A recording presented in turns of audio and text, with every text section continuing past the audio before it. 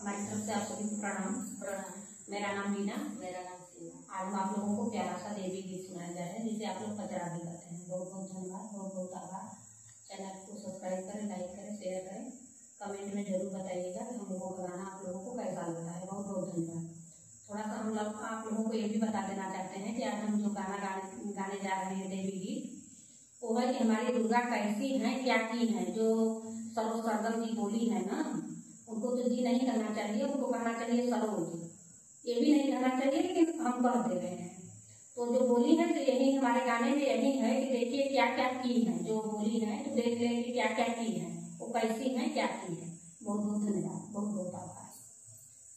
माती बड़ी कल दुर्गा थारे लंबी के सिया हो के पड़ी हो गई ना।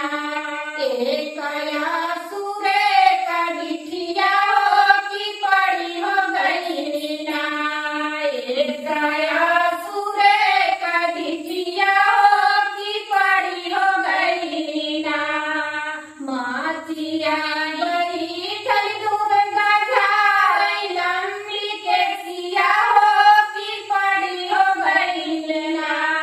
एक सुरे का डिठिया हो की पड़ी हो गई ना। जाऊं तू आसुरा महीनो भैला हो की साजिया ना।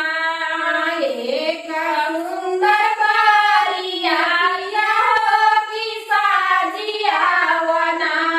एक सुंदर बारिया की साजिया वना।